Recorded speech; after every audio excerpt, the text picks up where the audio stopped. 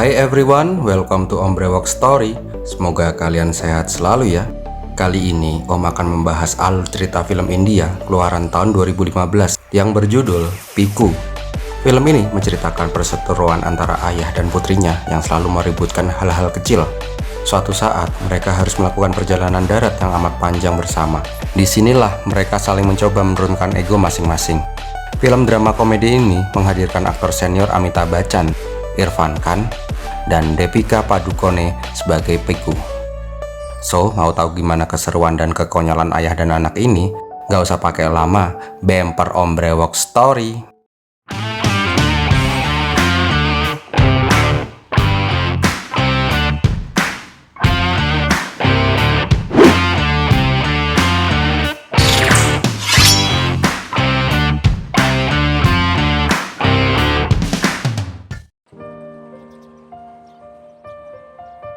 Awal kisah diperlihatkan wanita muda cantik yang bernama Piku Banerjee sedang berdebat dengan ayahnya yang bernama Bhaskar Banerjee.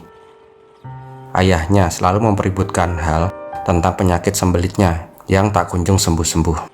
Diketahui di usianya yang sudah menginjak 72 tahun, Bhaskar menjadi sangat paranoid tentang segala hal. Dia selalu menghubungkan semua hal dengan penyakit sembelitnya.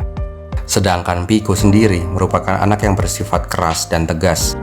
Ayah dan anak ini sering bertengkar karena hal-hal kecil.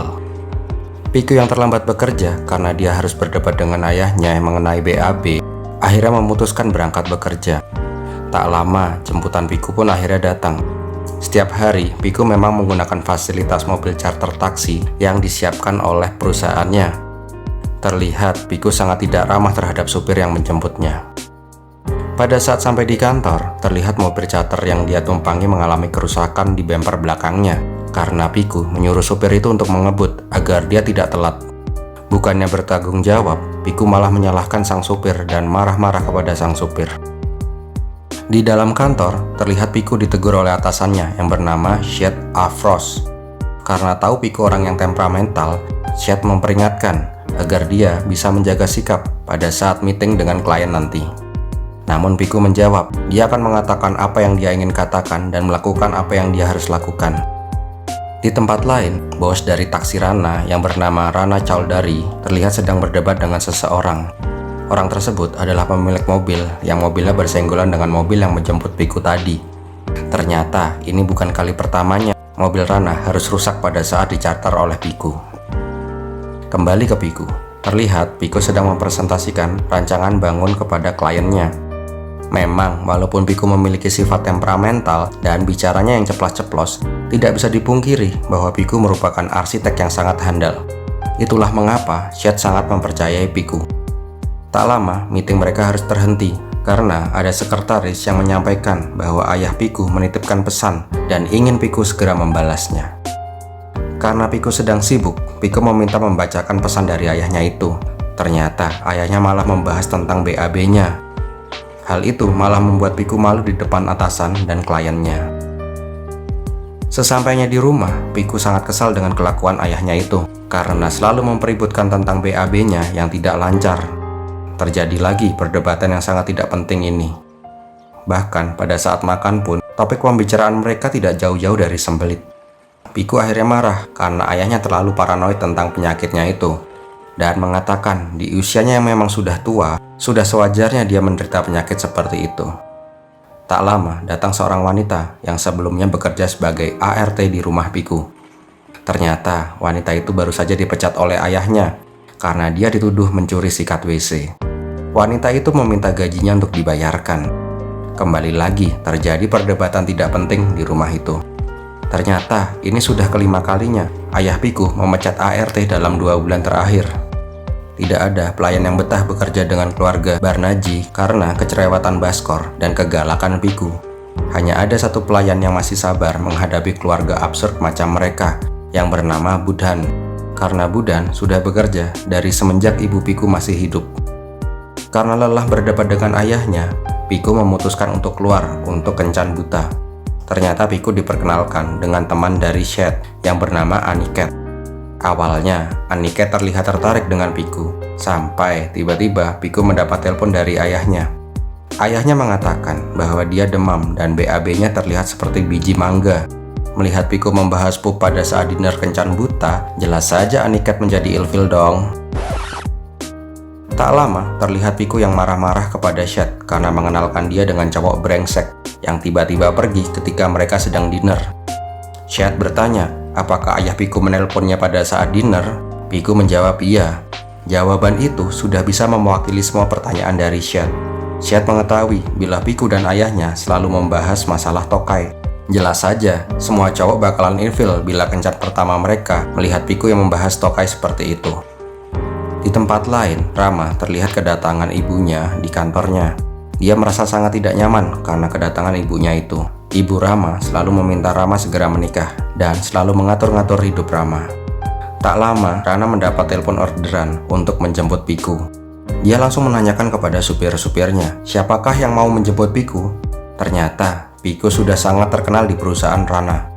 Bahkan, Piku merupakan penumpang paling menjengkelkan dan tidak ada yang mau berurusan dengan Piku. Belum lagi diketahui sudah ada 3 supir yang mengundurkan diri pada saat menjadi supir dari Piku.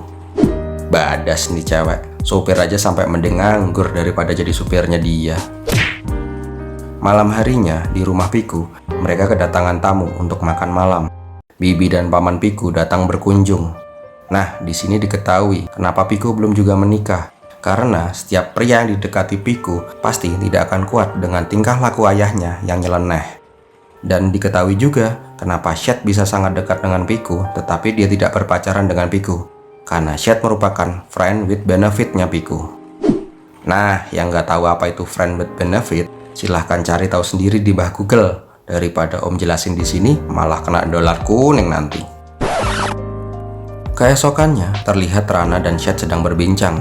Rana ke kantor Shed untuk mengklaim kerusakan mobil yang dicharter oleh Piku. Diketahui, semua kerusakan yang disebabkan oleh Piku ternyata ditanggung oleh perusahaan.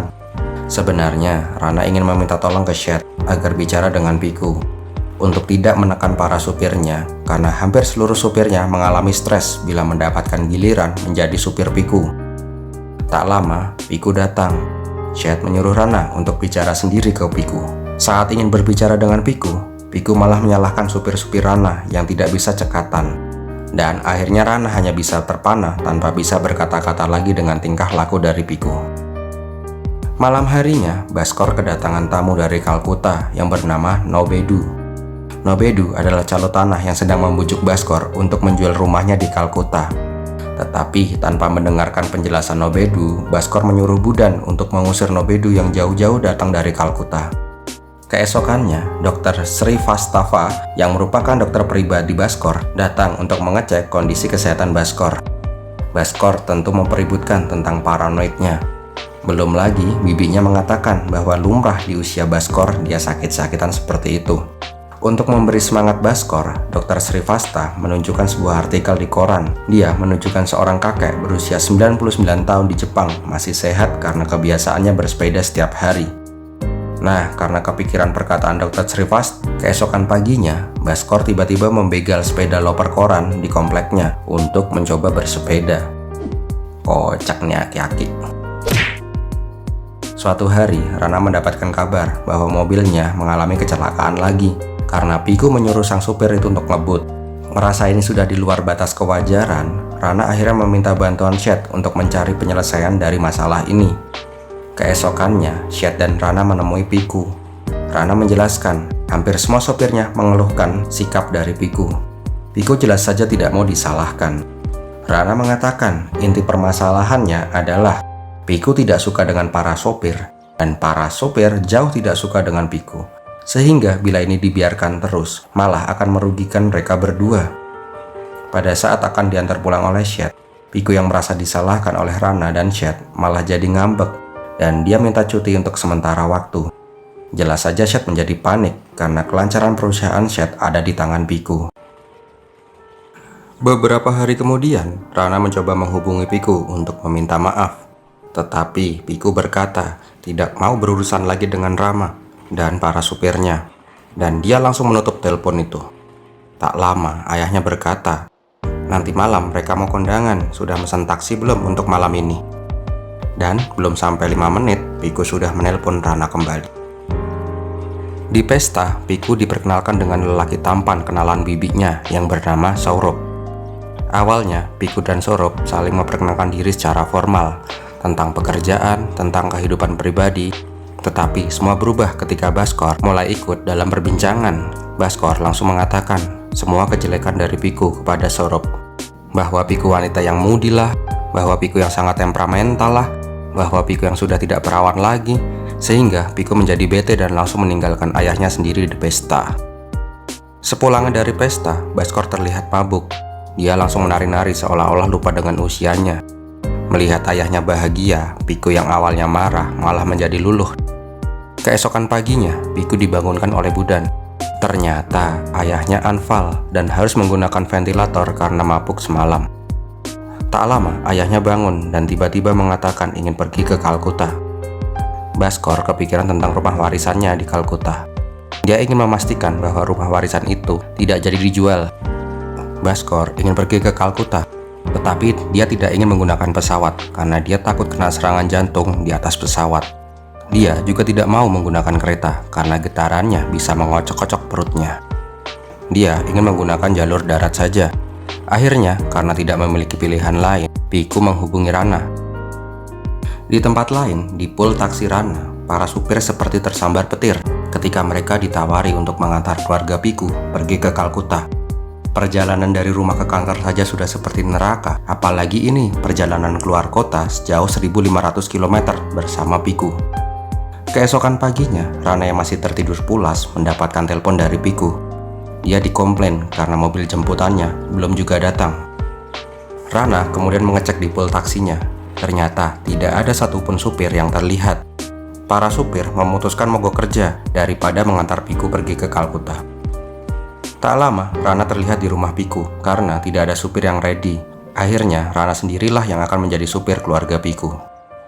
Baru sampai, Rana harus kena mental ketika bertemu dengan Baskor. Dia langsung diinterogasi tentang SIM-nya, apakah Rana merokok, apakah Rana mengkonsumsi alkohol, dan lain-lain. Dan untuk perjalanan beberapa hari, barang bawaan Baskor terlihat seperti ingin pindahan. Bahkan, dia membawa kursi yang dibolongi untuk pup di jalan. Akhirnya, perjalanan mereka pun dimulai. Di sini, Rana mengetahui penderitaan para supir-supirnya. Dia harus menghadapi kecerewetan Baskor dan sikap judes dari Piku. Belum lagi, Baskor mengira bahwa perjalanan dari Delhi ke Kalkuta hanya memakan waktu beberapa jam. Pada saat Rana mengatakan perjalanan ini memakan waktu 2 hari, Baskor malah menyalahkan Rana dan Piku. Mengapa mereka tidak menggunakan pesawat saja? Emang bener nih aki-aki. Awalnya, perjalanan itu menjadi neraka untuk Rana karena harus bersama dengan keluarga Piku. Dan menjadi neraka untuk Piku karena harus semobil dengan ayahnya yang cerewet. Tetapi, seiring perjalanan waktu, mereka semua malah jadi saling menurunkan ego masing-masing dan saling membuka diri. Di sini diketahui juga bahwa Baskor tidak mengizinkan Piku untuk menikah, karena menikah hanya akan membuat Piku terikat oleh suaminya. Rana sangat heran, di saat orang tua normal di India ingin putrinya segera menikah untuk menghindari zina, Baskor malah mempersilahkan Piku untuk melakukan free sex asal tidak menikah. Di pertengahan perjalanan, kembali terjadi konflik yang amat tidak berguna ketika Piku tanpa sengaja menemukan pisau di bagasi belakang. Baskor langsung menolak melanjutkan perjalanan karena dia mengira Rana akan membunuh mereka semua dengan pisau itu. Setelah Rana membuang pisau itu, akhirnya Baskor mau kembali melanjutkan perjalanan. Di perjalanan, diketahui juga ternyata sebenarnya Rana tidak begitu menikmati menjadi owner perusahaan taksi. Sebenarnya, dia merupakan insinyur mesin dan pernah bekerja di Saudi Arabia. Perusahaan taksi ini sebenarnya perusahaan ayahnya. Ketika ayahnya meninggal, dia harus melanjutkan perusahaan itu. Tak terasa, perjalanan mereka sampai di tengah perjalanan. Karena sudah malam, mereka berinisiatif untuk menginap semalam di sebuah losmen. Setelah check-in, Piku terlihat pergi sendiri. Melihat itu, Rana mencoba mengikuti Piku ke tepi sungai Gangga. Rana mencoba mencairkan suasana dengan berbincang dengan Piku. Terlihat mereka sudah mulai saling terbuka dengan kehidupan pribadi mereka masing-masing. Sesampainya di losmen, Rana harus menerima kenyataan bahwa kamar losmen di sana semua sudah penuh. Karena tidak ingin tidur di mobil, Rana mencoba untuk meminta Piku untuk setidaknya bisa tidur di sofa kamarnya. Tetapi Piku menolak karena ayahnya bisa saja terganggu. Karena tidak diizinkan masuk oleh Piku, Rana kemudian mengatakan, dia akan pergi mencari hotel lain, dan bila tidak menemukan hotel, dia akan langsung pulang ke Delhi saja. Mendengar itu, akhirnya Piku mengizinkan Rana untuk tidur di sofa kamarnya. Pagi harinya, kembali terjadi perdebatan tentang sembelit. Rana yang sudah mulai bosan dengan pembahasan itu, akhirnya mulai memberikan masukan untuk Bhaskor. Bahwa sembelit Bhaskor itu hanyalah paranoid semata. Dia mengatakan bahwa posisi pup juga mempengaruhi. Dia menyarankan posisi jongkok pada saat dia pup, karena itu akan membuat ususnya lebih menekan pada saat ngeden. Piku yang mendengar itu tidak setuju, karena ayahnya sudah tua, dan bila jongkok, rematiknya bisa saja kambuh. Tak lama, Rana dan Bhaskor keluar. Ternyata saran dari Rana berhasil, walaupun kurang memuaskan, tetapi ada kemajuan. Piku kemudian mengatakan, "Jangan mengira kau bisa membuatnya atau aku terkesan dengan cara pengobatanmu." Nah, kayaknya mulai ada api-api cinlok di antara mereka nih. Akhirnya, perjalanan panjang dimulai lagi. Malam harinya, Bhaskor tiba-tiba meminta Rana untuk putar balik ke losmen, karena baterai cadangan alat bantu dengarnya ketinggalan. Bhaskor terus saja meminta Rana untuk putar balik, sedangkan Kalkuta tinggal sebentar lagi sampai. Piku yang menyarankan untuk membeli baterai di Kalkuta setelah mereka sampai malah dibentak oleh ayahnya. Bhaskor malah berkata, "Mengapa kau selalu menganggap aku sebagai beban?" Dan dia mengancam akan kembali walaupun menggunakan bis. Mendengar semua perkataan Bhaskor, Rana menjadi ikut emosi. Dia langsung menghentikan mobil dan mempersilahkan Bhaskor untuk kembali menggunakan bis. Rana juga mengutarakan semua unek-uneknya. Dia berkata, "Bagaimana Anda bisa berkata seperti itu? Bahwa Piku menganggap kau sebagai beban. Bila Piku menganggap Anda sebagai beban, dia tidak akan mengambil cuti dan pergi ke Kalkuta bersama Anda. Dia melakukan semua ini karena dia sangat menyayangi Anda." Mendengar itu, semua orang menjadi terdiam. Tetapi Bhaskor malah mengatakan, "Bagaimana bila aku ingin BAB?" Melihat Rana membelanya, Piku menjadi lebih respek terhadap Rana. Pagi harinya, mereka sudah sampai di Kalkuta. Mereka disambut oleh adik dan adik ipar dari Bhaskor. Tak lama, Rana ingin berpamitan untuk kembali ke Delhi. Tetapi Bhaskor melarangnya dan meminta Rana untuk stay semalam dan kembali besok pagi. Pada saat makan siang, pembicaraan tentang sembelit masih saja terjadi. Rana yang mulai kesal menceritakan bahwa di Amerika orang-orang makan makanan junk food hampir setiap hari, tetapi mereka tetap lancar pada saat buang hajat. Rana mengatakan, "Makanlah seperti sapi, tidak usah terlalu memikirkan apa yang kau makan, dan tak usah juga memikirkan soal sembelit, karena bila ketika saatnya keluar, pasti akan keluar sendiri." Tak lama, Piku merasa terkesan karena Rana adalah orang pertama yang bisa tahan dengan kelakuan ayahnya. Kemudian Rana mengajak Piku keluar untuk mencari udara segar. Piku menunjukkan tempat-tempat kenangannya pada saat dulu dia masih tinggal di Kalkuta. Di tepi sungai Gangga, Rana kembali menanyakan tentang komitmen Bhaskor untuk melarang putrinya menikah. Rana menanyakan mengapa Piku tidak kawin lari saja.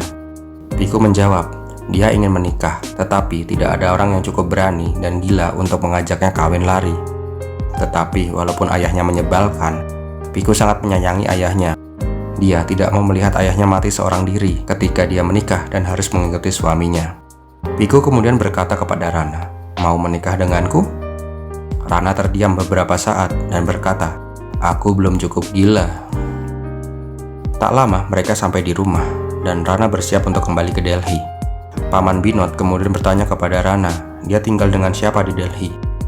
Rana menjawab dia hanya tinggal dengan ibunya dan adik perempuannya, sedangkan ayahnya sudah meninggal. Mendengar kata-kata meninggal, Bhaskor langsung nyamber dan menanyakan kenapa ayahnya meninggal. Rana mengatakan bahwa ayahnya meninggal karena dia sakit kanker. Bhaskor yang paranoid tentang penyakit malah membahas tentang kematian ayahnya Rana, karena mengetahui bila ayahnya Rana itu dirawat cukup lama di rumah sakit menggunakan ventilator. Bhaskor mengatakan bahwa Rana adalah anak yang tidak berbakti karena membiarkan ayahnya menderita sebelum meninggal karena mengizinkan dokter memasang ventilator. Dia berkata kepada Piku, bila suatu saat dia akan mati, dia ingin mati secara alami dan damai. Mendengar itu, Rana menjadi merasa kesal. Tak lama, Budan datang dan mengatakan bahwa dia dipanggil oleh Bhaskor. Rana mengira Bhaskor ingin meminta maaf atas perkataannya sebelumnya. Ternyata Bhaskor meminta Rana untuk memperbaiki pompa air yang macet, karena Rana merupakan seorang insinyur mesin. Awalnya Rana tidak mau, tetapi malah terjadi perdebatan dan akhirnya Mau tidak mau, Rana harus membetulkan pompa air itu. Pada saat membetulkan pompa air, Piku terlihat mulai memperhatikan Rana. Dia menemani Rana di sana. Pada saat berpamitan, Piku berkata agar Rana tinggal untuk 2-3 hari ke depan. Tetapi ayahnya tidak sependapat dan menyuruh Rana segera pulang ke Delhi.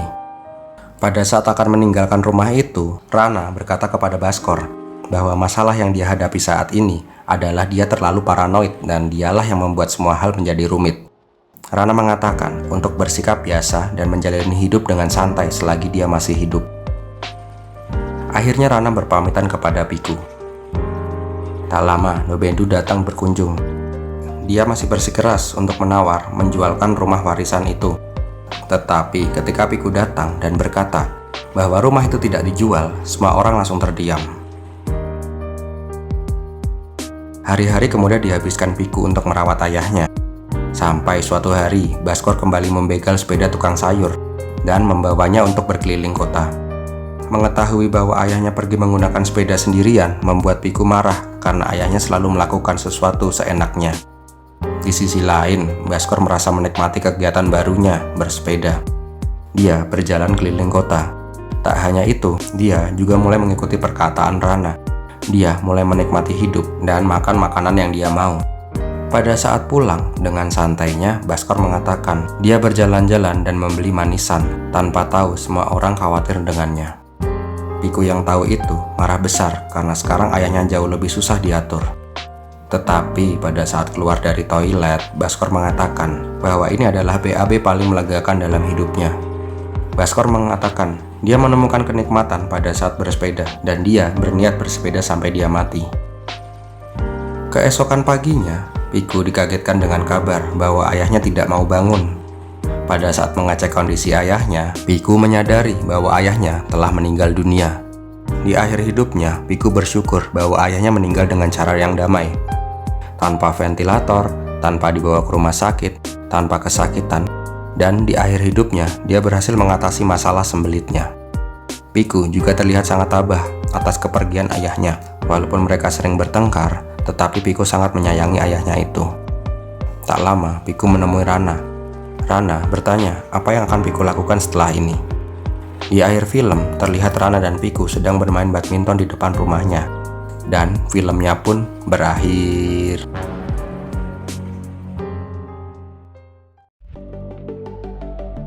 Nah, yang tanya endingnya kok gantung ya? Kok endingnya nggak happy ending ya? Endingnya kok kentang ya? Fix up, kalian salah kamar. Film-film dari Irfan Khan rata-rata emang endingnya pada gantung. Penonton disuruh ngambil kesimpulan sendiri untuk ending terbaik menurut mereka. So, kalau kalian mau filmnya happy ending, silahkan nonton Upin Ipin atau Power Rangers. Just kidding, canda Power Rangers. So, gimana film Piku ini coy? Menurut Om, film ini cukup menghibur. Apalagi tingkah konyol dari Piku dan ayahnya. So, bagi kalian yang suka dengan video ini, silahkan untuk like, komen, dan share. Jangan lupa juga bagi yang belum subscribe untuk subscribe dan klik lonceng notifikasi agar kalian gak ketinggalan video-video terbaru dari channelnya Om Brewok Story. Om juga sangat mengapresiasi bagi para brewokers yang tidak men-skip iklan di video ini karena itu bisa membantu kelangsungan hidup dari channel ini. Terima kasih sudah menonton. Om Brewok pamit. Pir milatihin.